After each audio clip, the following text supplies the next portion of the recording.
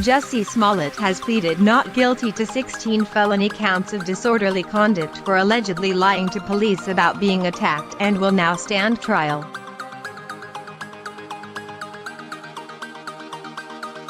The 36-year-old actor will return to court in April and will be allowed to travel between New York City and Los Angeles to meet with lawyers.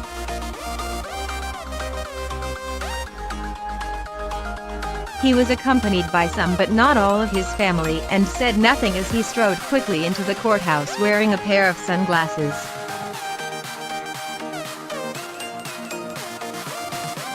He was searched by security before entering the courtroom where he is expected to enter a plea on 16 counts of disorderly conduct.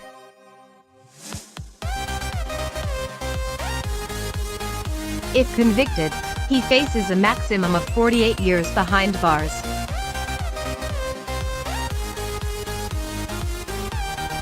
Smollett, who insists he is innocent, is accused of paying brothers Abel and Ola Offendero to attack him on January 29.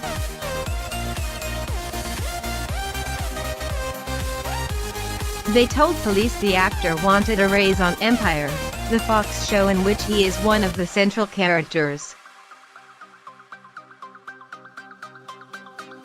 On Thursday morning, trial judge Stephen Gregory Watkins was assigned to the case.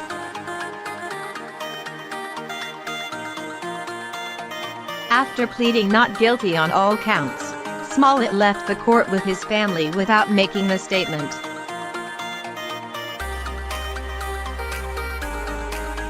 He was heckled on his way out of the courthouse as he got into a waiting car by someone shouting, "UFD up!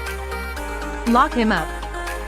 On Thursday, Tina Glandian, one of his attorneys, said they welcomed the case being open to the public and media.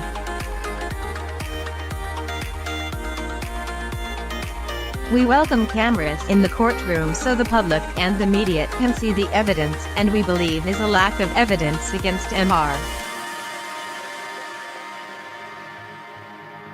Smollett, and we look forward to complete transparency and the truth coming out," she said.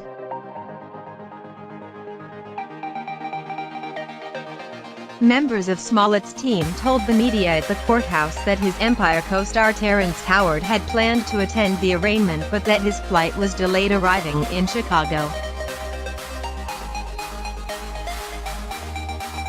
They said he would likely attend later sessions.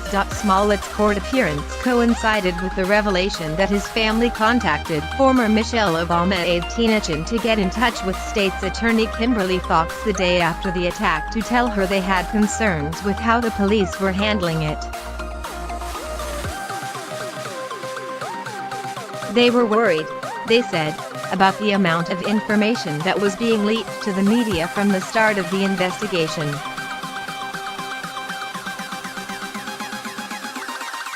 Ching persuaded her to try to pawn the case off to the FBI, according to text messages obtained by USA Today.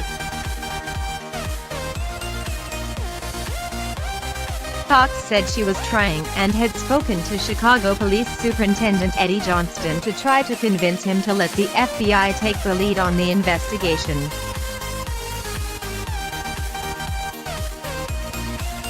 She also exchanged text with one of Smollett's relatives who replied, "OMG, this would be a huge victory," when Fox mentioned her efforts. Ultimately, the case did not move on to the FBI because there was not enough evidence that Smollett had been the victim of a hate crime as he claimed.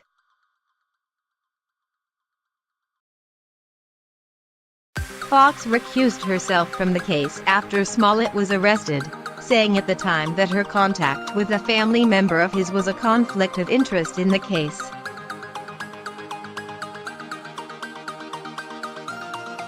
Chin, who worked with the Obamas when they were in the White House, has not publicly commented on the case. Smollett did not initially want to involve the police on the night of the attack.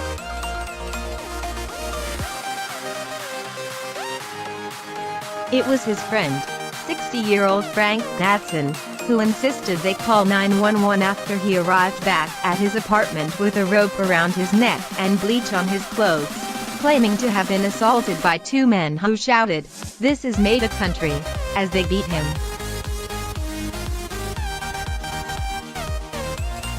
It was 2 a.m. and he had gone out to get a salad from Subway. In the weeks that followed, Chicago PD sources gradually leaked information about the case to local media about how Smollett was refusing to hand over his phone records.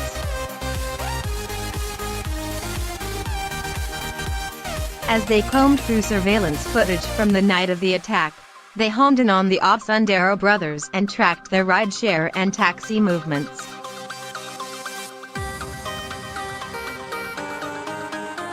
They then arrested the pair on February 20th as they arrived back in Chicago from Nigeria. In the 47th hour of their 48-hour hold, the brothers confessed to the plot.